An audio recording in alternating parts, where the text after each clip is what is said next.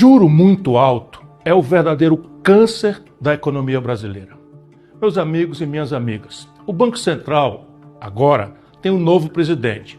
Gabriel Galípolo assumiu e é indicado pelo presidente Luiz Inácio Lula da Silva. Mas será que algo vai mudar na política de juros do Brasil? Será que algo vai mudar na sua vida?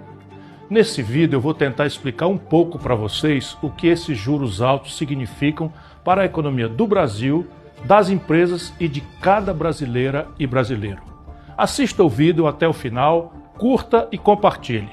Quem se lembra de Lula e o PT batendo dia sim e outro também na condução da política de juros do Banco Central, que até o final de 2024 era presidido por Roberto Campos Neto?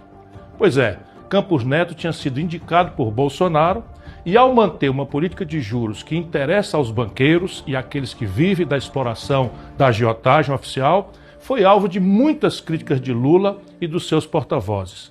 Mas, como eu sempre disse, essas críticas são apenas a velha e conhecida hipocrisia de Lula e do PT.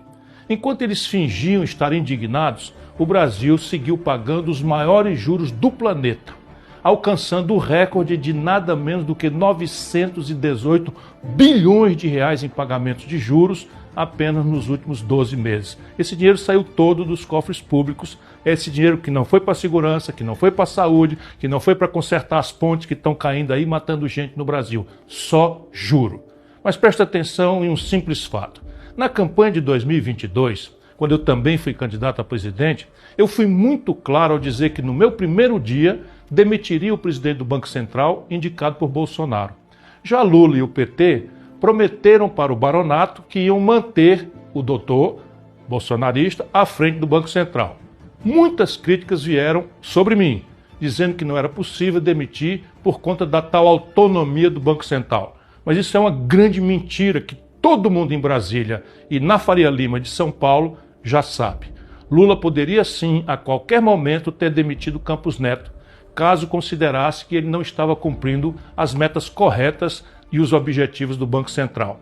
Isso é o que diz, mesmo abusivamente, a Lei Complementar número 179 de 2021, que passou na calada da madrugada, numa votação secreta, ali virtual, em plena pandemia, para atender o suborno dos banqueiros. Essa lei, mesmo com esse defeito todo, permite que o presidente da República demita o presidente do Banco Central por, aspas, desempenho insuficiente. Isso poderia ser feito com a aprovação do Conselho Monetário Nacional e da simples maioria do Senado. Lula teve todas as ferramentas legais para agir, mas escolheu não fazê-lo. Mas pior, Lula indicou todos os nomes agora para a diretoria do Banco Central entre 2023 e 2024. E todos, sem nenhuma exceção, votaram em todas as reuniões do Copom que define a taxa básica de juros, a Selic, da mesma forma que Campos Neto, o bolsonarista que saiu. Ou seja, já estava claro que Lula e o PT são íntimos do setor financeiro brasileiro que tanto lucra nas costas do nosso povo. Mas Lula, apesar de todo o seu discurso, a sua retórica, nomeou Gabriel Galípolo para suceder Campos Neto. Uma curiosidade para quem quiser saber quem é Galípolo. De 2017 a 2021, ele foi nada menos do que presidente do Banco Fator, ou seja, mais um banqueiro. E esse Banco Fator é um banco que atua muito em parcerias público-privadas e privatizações. Foi ele quem liderou os estudos e o leilão de privatização da SEDAI, por exemplo, Companhia de Água e Esgoto do Rio de Janeiro. Mas Galípolo já demonstrou que continuará com a política de juros elevados, provavelmente aumentando ainda mais as taxas em 2025. 2 pancadas de 1 ponto cada uma já estão apalavradas na última ata que foi assinada por Galípolo.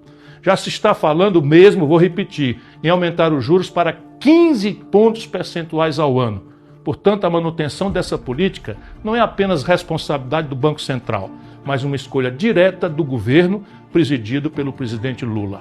E os impactos dessa escolha são profundos para a economia real. Quando os juros ficam acima do lucro médio das empresas, a economia simplesmente para. As empresas enfrentam grandes dificuldades, não conseguem fazer investimentos, não geram novos empregos e a atividade econômica desacelera. Atualmente, mais de 7 milhões de empresas estão com contas negativas, sendo que cerca de 6 milhões e 500 mil dessas empresas são micro e pequenas. aquelas que mais sofrem com a falta de crédito e com os altos custos financeiros. Além disso, os juros altos geram um aumento significativo na inadimplência. Hoje, mais de 73 milhões de pessoas, meu irmão, anote esse número, mais de 73 milhões de pessoas estão com dívidas vencidas, humilhadas no Serviço de Proteção ao Crédito, no SPC e no Serasa. Isso significa que uma enorme parte da população está sem nenhuma condição de honrar seus compromissos financeiros. Cada um pensando que errou a mão porque errou no crédito. Não é não, é uma sequela grave dessa política malfadada de juros exorbitantes, que são os maiores juros do mundo. O que acaba levando a um ciclo de recessão, é o que eles estão encomendando, e diminui o poder de consumo das famílias. Os impactos disso se estendem também ao mercado imobiliário. Com os juros elevados, muitas pessoas não conseguem mais pagar suas prestações do financiamento da casa própria, o que levou a uma onda de inadimplência no setor. Só nesse ano que acabou de 24, mais de 40 mil imóveis foram a leilão porque as pessoas não conseguiram arcar com as dívidas do seu financiamento. Isso demonstra o quão profundo e abrangente é a crise gerada pela política de juros altos. Ao adotar esse modelo de juros elevados, Lula escolheu priorizar os interesses dos agiotas, dos grandes bancos, em detrimento do crescimento da economia e do bem-estar da população. Ele não apenas manteve a política monetária de seu antecessor, mas a reforçou ao nomear Galípolo, que segue a mesma linha econômica, o mesmo modelo desastrado. Em resumo, a alta dos juros que estamos enfrentando agora e a que provavelmente enfrentaremos neste futuro próximo são necessariamente uma escolha clara de Lula. Ele tem o poder de mudar essa política, mas preferiu mantê-la, mentindo ao povo ao dizer que faria diferente. Essa pancada de mais 2 pontos percentuais vai também falir os cofres públicos. É uma tragédia e nós precisamos pôr em debate essa discussão.